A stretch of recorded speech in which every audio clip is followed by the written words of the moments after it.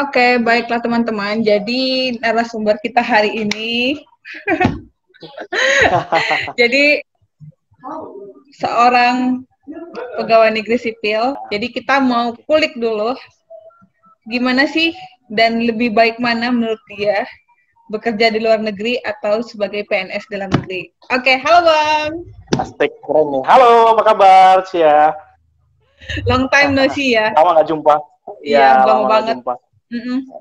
Terakhir ketemu di Medan ya? Medan terakhir, guys. Iya, dan sekarang kita udah nggak pernah lagi ketemu. Berpisah. Gimana Nice to meet you again. Nice to meet you. Gimana baik, luar biasa. Fantastik. Saya senang bisa tinggal di Medan. Aku bahagia tinggal di Medan. Alhamdulillah ya. Oke. Gimana di Jakarta? Baik-baik aja. All is good. Jadi kan aku cuma bilang tadi tuh Bang, Abang tuh sekarang PNS dan udah pernah bekerja di luar negeri. Di luar negerinya itu? Ya, betul. Di mana Bang? Di luar negeri? Sebelumnya sih pernah, sebenarnya yang pertama sih bukan di Timur Tengah ya. Yang pertama itu dulu pernah di Malaysia waktu aku itu SMK. Jadi SMK itu aku punya program training untuk luar negeri. Jadi the first experience to abroad is ke Malaysia sebenarnya, di Penang. Dan kemudian setelah di Penang, setelah di Penang itu setelah lulus kuliah baru melanjut ke Timur Tengah. Pada saat itu Timur Tengah yaitu negara Qatar. Negara Qatar itu di samping Saudi, kecil, negaranya kecil. Itu negara Qatar kalau dikelilingi hanya sekitar 3 jam dari ujung ke ujung. Nah, kemudian setelah itu, setelah dari Qatar, aku pergi ke merantau yang lebih jauh lagi, ke negara Germany. Waduh, di Jerman. Fantastik, oke. Di Europe, itu dulu kerjanya di kapal pesiar sungai. Waduh, jadi, luar biasa. Terus? Pernah kebayang nggak sih kapal pesiar sungai? Enggak. Kapal pesiar yang kebayangin kapal kayak Titanic gitu. Gede. Iya, yang kamu pikir pasti seperti itu. Tapi sebenarnya kapal pesiar sungai itu ya kapalnya nggak besar-besar banget, itu kecil. Cuman ya itu pastinya adalah sangat deluxe ya, itu sangat mewah. Itu yang punya untuk berwisata itu hanya orang-orang mungkin yang ada duit di sana. Punya duit banyak gitu. Jadi dulu di kapal pesiar sungai itu dari Basel sampai ke Switzerland sampai ke Mainz itu kita lewatin semua. Berarti sampai di situ ya? Iya, itu terakhir. Awalnya dari SMK itu ya, berarti ada jalur gitulah ya Bang? Iya, ada jalur dari SMK. Emang SMK itu ada program ke sana gitu ya? Terus? Ada program magang ke luar. Program magang. Ya. Tapi bisa juga memilih untuk nggak ikut itu gitu? Bisa? Bisa, tapi itu adalah pilihan. Jadi itu orang-orang pilihan. Iya, berarti orang-orang pilihan. Berarti nggak semua bisa. Oke. Tadi kan udah keluar negeri. Udah keluar negeri macam negara. Itu Abang terus kerjaannya sebagai apa? Kan kita belum ada bahas tuh. Yang kemana dulu nih? Emang semua negara itu beda-beda kerjaannya? Beda-beda dia. Dulu waktu di Malaysia itu jadi magangnya di restoran. Magangnya di restoran. Oke. Ya, restoran. Kemudian beberapa bulan di kitchen juga gitu loh. Nah, itu di Malaysia. Terus kalau di Timur Tengahnya, itu total itu di kitchen ataupun di dapur, bekerja sebagai chef di sana. Dan kemudian di kapal pesiar sungai ataupun yang biasa kita bilang river cruise itu sebagai chef juga, dan jabatan yang terakhir itu saya punya itu adalah chef de party. Jadi chef de party itu ialah kalau di kantor atau di mana mungkin itu udah sekelas supervisor gitu loh. Berarti bisa dibilang Abang jadi chef gitulah ya. Orang yang jadi chef. Masak gitu ya. Iya, tapi udah level supervisornya pada saat itu. Waduh, luar biasa. Keren kali Abang satu ini. Oke, jadi memasak itu memang pada umumnya kan perempuan tuh ya. Pada umumnya, tapi kebanyakan sih yang pintar masak itu memang laki-laki gitu ya. Kayak teman-teman aku itu bapaknya tuh lebih enak masakan daripada mamanya. Jadi kita bahas yang soal masak nih. Kita bahas soal abang yang jadi chef. Sejak kapan hobi masak? Baiklah, sebenarnya hobi memasak itu tumbuh sejak anak-anak ya, masih anak kecil. Jadi pada saat umur, pada saat kelas-kelas sekitar kelas 3 SD. Kenapa? Karena saya sering ditinggal sama orang tua, yaitu untuk pergi, mereka pergi ke kerja, terus saya pulang sekolah harus mempersiapkan makanan buat mereka. Jadi ketika mereka pulang dari kerjaan, nah, jadi semua makanan itu harus udah ready. Nah, jadi ketika aku masak makanan itu kayak aku senang gitu loh. Jadi aku senang masak gitu, senang berkreasi gitu. Jadi kadang-kadang aku suka ngulik-ngulik resipi. Kalau dulu kan nggak ada internet kayak sekarang ya. Nah, jadi ada majalah. Nah, biasanya kan majalah itu punya beberapa resipi. Nah, itu aku suka coba gitu loh. Nah, dan cobanya itu diam-diam.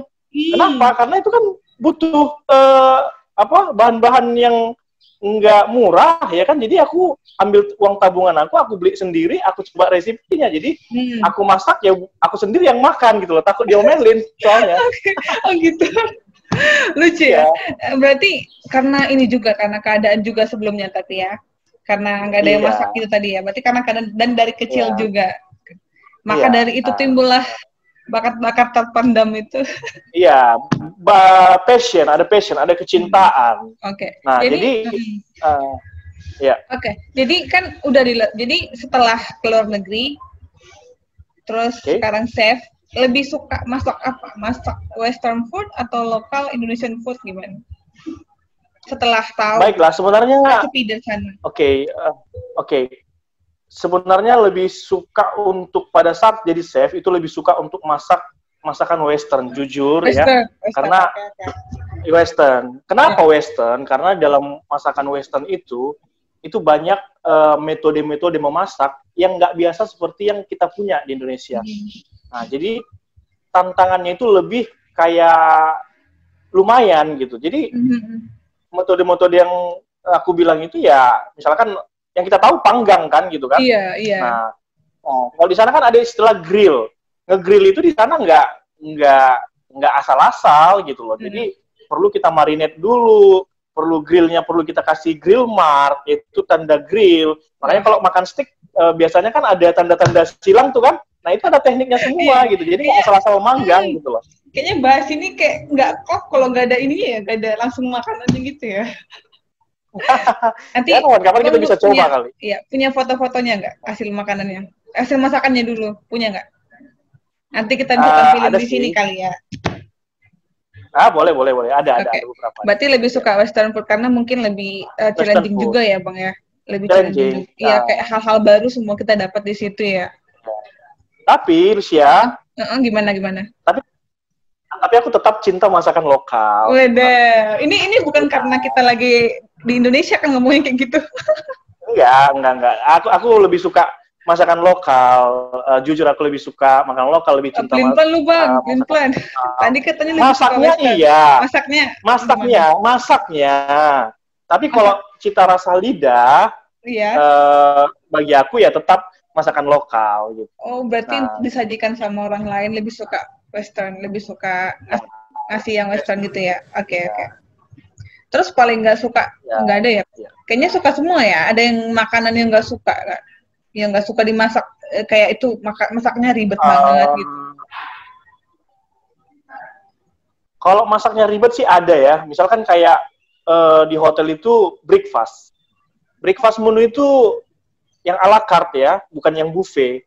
Kalau breakfast menu itu ala carte itu buatnya ribet karena perintilannya banyak. Ada di sana omelet, ada di sana potatonya bisa di hash brown, bisa di bake, bisa di jack potato ya kan. Nah, terus ada di sana mushroom saute, terus di sana ada baked bean ya kan, terus di sana ada ham, ada bacon ya kan.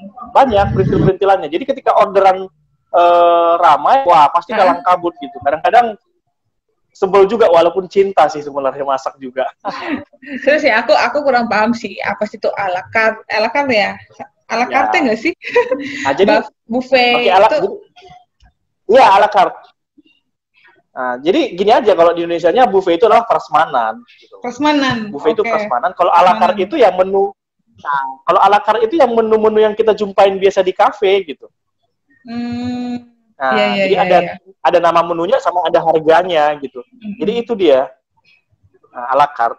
Ada nama menunya sama harganya. Mungkin ini beda ya, out of the topic. Siapa sih chef yang paling abang suka? Ada panutan nggak? Untuk chef? Ada. Di Indonesia ya pastinya aku suka Chef Vindex Tengker. Aduh, siapa itu? Itu dari Indonesia beneran? Ya, kalau yang dari Indonesia ya, Vindex Tengker, karena dia itu dulu juri Master Chef yang season 1. Oh, I don't know him. Laki-laki ya? Master Chef laki-laki, dan itu juga dulu mantan bos aku di Jakarta waktu kerja di hotel. Oke, kita beralih ke luar negeri nih Pak. Tadi kan kita bahas chef nih, abang sebagai chef. Jadi udah kemana aja sih selama di luar negeri? Udah tadi ya? Oh, udah tadi. Hal menarik apa sih yang ada di luar negeri itu? Hal menarik di mana nih sekarang nih? Ada di Malaysia kah? Di Timur Tengah kah? Paling lama di mana?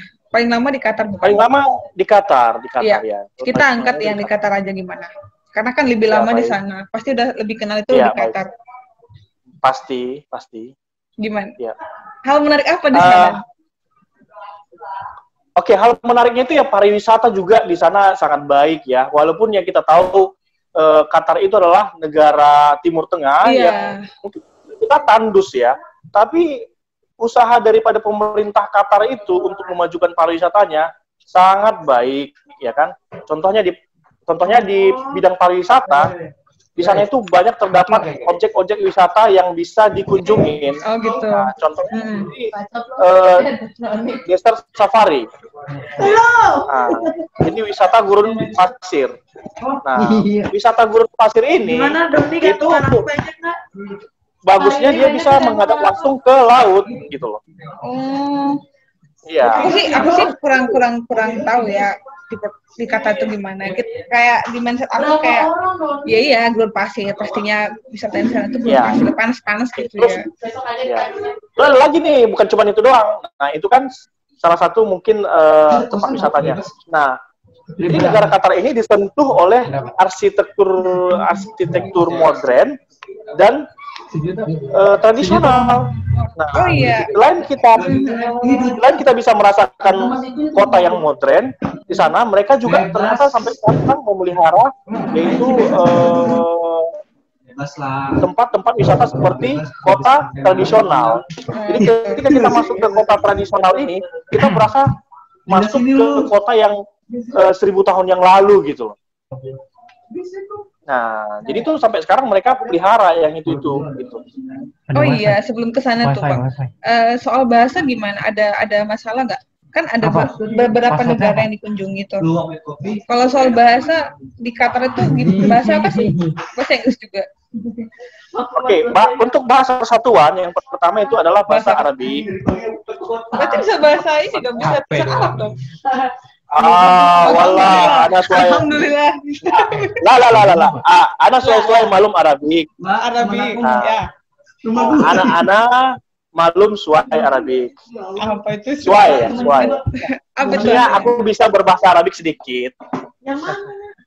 Ya, tapi yang kedua yaitu bahasa yang dipakai adalah bahasa Inggris. Ini ada spasi. Oh, bahasa Inggris. Jadi overall jadi biasanya mereka pakai bahasa Inggris, bahasa persatuan di sana, karena orang bule kan belum tentu bisa ngomong bahasa Arabik. Jadi sebenarnya bahasa yang mempersatukan di sana adalah bahasa Inggris sebenarnya. Tapi untuk bahasa resmi, bahasa kerajaan itu ya harus pakai Arabik gitu. Iya. Abangnya di luar. Jadi selama di sana udah berapa tahun di sana di Qatar? Terus itu mana? 2 tahun, hampir 3 tahun sih. 3 tahun. Udah pernah nggak sih pacaran sama orang di sana, orang bule di sana? Bule. Ayo jujur ya. Ya selama di sana aku jomblo. Masa sih? 3 tahun loh. Aduh lo. Iya normal lo bang, nggak normal. Jangan-jangan nggak normal juga nggak apa-apa dah. Nggak.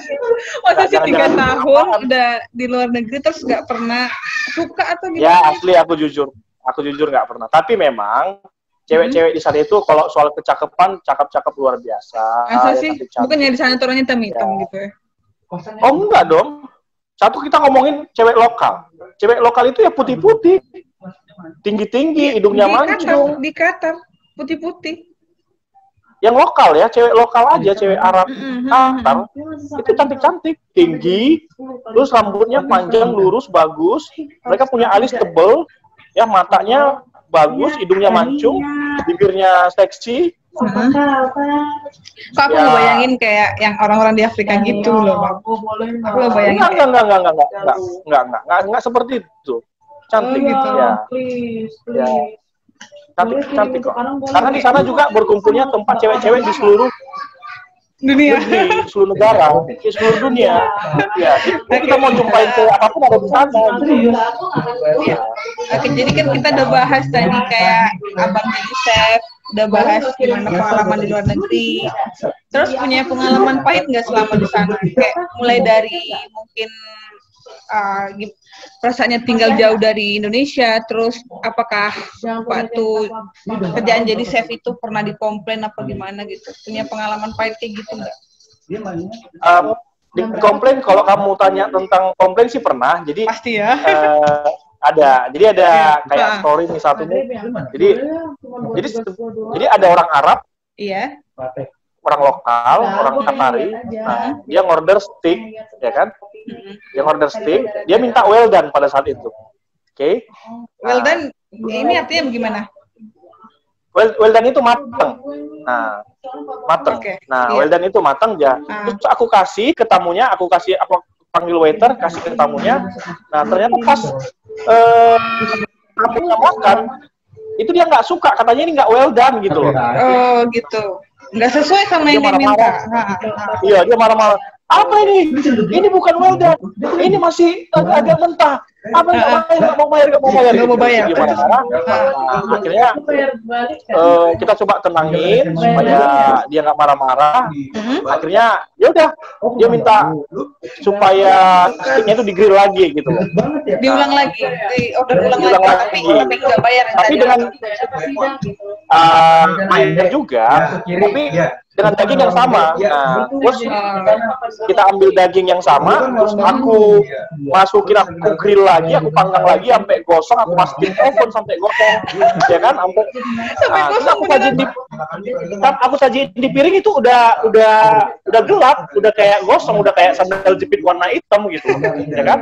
Nah, terus aku kasih garnisnya lagi, aku kasih sausnya, ya kan? Nah, terus waiternya bawa ke tamunya, nah dibawain ke tamunya, terus diletakin ke mejanya, terus si tamunya bilang, wah, this is what I like, katanya gitu. Luar biasa. Nah, ternyata dia suka yang kayak stick kayak sendal jepit yang gosong itu gitu. Lucu ya, aneh ya. Ada orang yang suka selera kayak gitu. Iya, tapi rata-rata orang Arab suka yang gosong-gosong kok, memang yang matang. Iya. Pantesan bukan. Enggak. Oh, berarti pernah lah. Sering nggak sih? Atau cuma pernah aja? Sering nggak?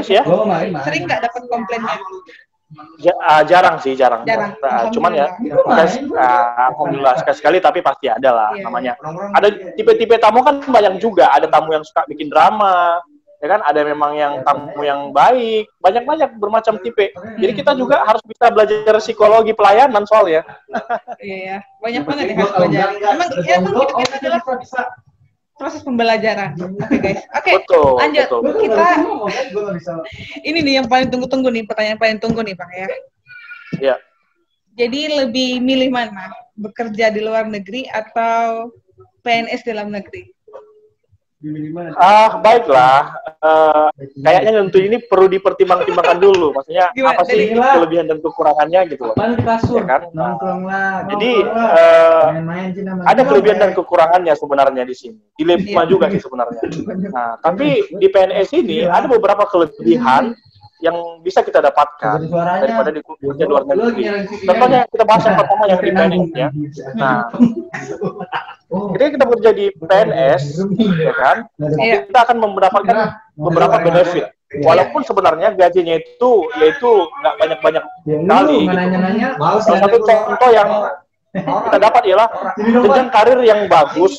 Kalau kita kerja di pemerintahan, ya kan, jenjang karir yang bagus, ya kan, terus kita bisa, kemudian kita bisa dapat beasiswa dibiayain oleh negara.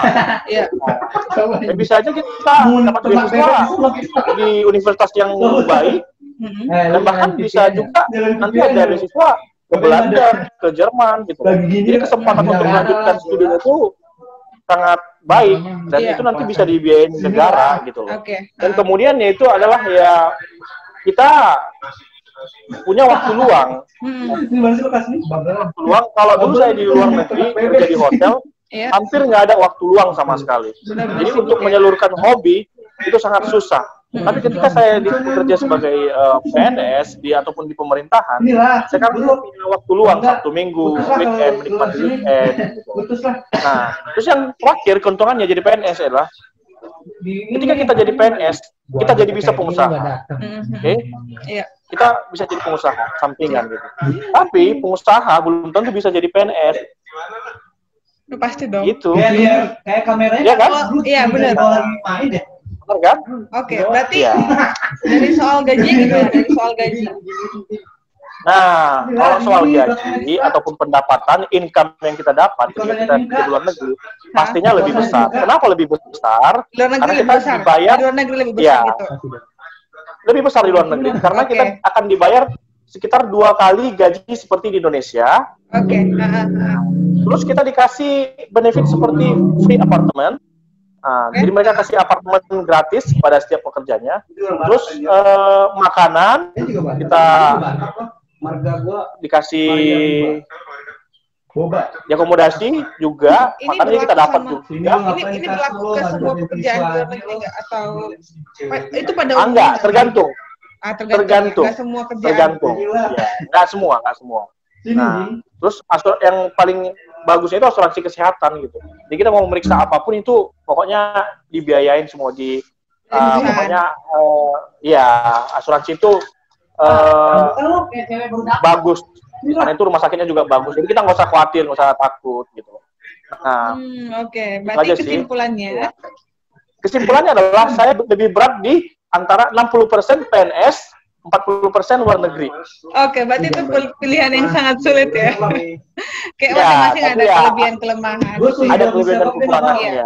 Iya. Jadi aku kasih keputusannya kayak perbandingannya itu 60% di PNS, 40% kerja di luar negeri.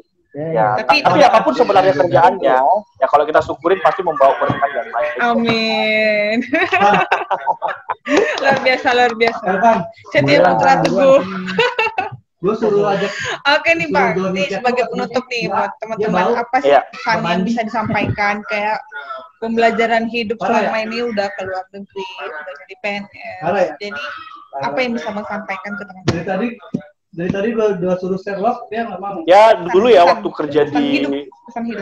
Ya pesan hidup ya. Ya, sesuai yang dirimu alami gitu. Oke, jadi kita harus kerja keras diiringi dengan etika.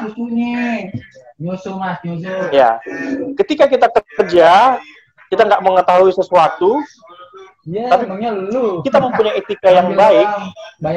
Kita mempunyai etika yang baik untuk apa etikanya? Etika untuk pengen belajar, gitu kan? Pengen mengetahui. Nah, jadi yang tadi kerjaan itu nggak kita tahu, tapi kayak kita punya etika yang baik, kita punya keinginan untuk belajar, kita tanya orang-orang yang di samping kita memperlakukan orang-orang yang di samping kita dengan baik, ya pasti kita akan bisa untuk belajar gitu. Pekerjaan apapun itu, gitu loh. Jadi karakter itu nomor 1 gitu ya? Karakter itu nomor 1. Terus kita barengi dengan attitude. Itu etika gitu. Etika yang baik itu perlu kita terapkan gitu. Nah, terus dicampur sama di sana itu harus ya peraturan dan disiplin itu aja. Pagi pulang yang sore. Emang lu malu gitu. Kembali lagi ke karakter lagi ya. PNS mah gitu. Ke karakter, iya. Masuk pagi pulang Berarti sore. pintar itu nomor 2. Baik itu nomor 1 gitu. Ya. Gimana sih? Pinjam guys. Oke. Jadi ada Gimana lagi sih ya? yang Oke, aja. Sinilah. untuk pengalaman hidup Hah? intinya itu Ya, karakter gitu saya kira sih pembelajaran hidup tuh karakter. Belum penuh nih. ya karakter. Nah, Oke. karakter itu yang paling utama gitu. Jadi kenapa orang Indonesia itu selalu disukain di luar negeri? Karena orang Indonesia itu punya karakter yang sangat luar biasa. Nah, kadang-kadang yang nggak kita punya itu adalah skill di bahasa. Nah, skill kita di bahasa itu sangat lemah. Nah, tapi etika kita tidak di luar negeri, orang Indonesia mencapai atas. Jadi makanya orang-orang luar itu suka sama orang Indonesia sebenarnya, karena mereka punya etika yang baik. Disuruh apa aja pasti mau gitu loh. Nah, pasti dia mangguk-mangguk aja gitu. Iya bukan karena bego kan. Ya pastinya karena mereka karena mereka punya loyalitas yang tinggi itu aja. Iya. Kalau orang bule-bule kan ya Masa pertumbuhan nggak apa-apa. pekerjaan yang di luar deskripsi dia nggak mau kerjain gitu. Tapi coba orang Indonesia yang nggak kerjaannya pun dikerjain gitu loh. Iya. Ya udah sini lu masuk. Multi talent guys, semua hal bisa dikerjain. Ya udah sini ya. Iya. Oke guys, oke teman-teman, oke Bang. Jadi itu aja kali ya yang bisa kita hal yang bisa menginspirasi dari seorang Abang Das Setia Putra Barat. Iya. Ya. Atau ada lagi yang mau ditanyain? Kali aja ada. Itu aja kali ya. Mungkin teman-teman bisa kalau misalnya itu aja. Mau ada pertanyaan lagi bisa di komentar kali nanti. Apa itu? Iya, bisa. Di kolom komen. Oke Bang, terima kasih. Makasih untuk pembelajarannya. Makasih untuk waktunya. Lu duitin kopi kalau Semoga Bang di sana sehat selalu, sukses selalu. Semoga cepat menikah tentunya. Amin. Ya buat Sia juga ya di Jakarta ya baik-baik ya, sana sukses selalu. Jangan boros-boros ya. Kerja lebih keras ya. Lagi musim resesi. Ya. Oke, siap. Oke, terima kasih untuk waktunya. Ini Abang sambil kerja ya di situ ya. Iya, it's okay. It's okay. Thank you so much. Welcome, ya. Oke. Dadah, Bang. Bye-bye. Terima kasih. Bye-bye. Bye-bye. See you. See you. Bye. Bye-bye.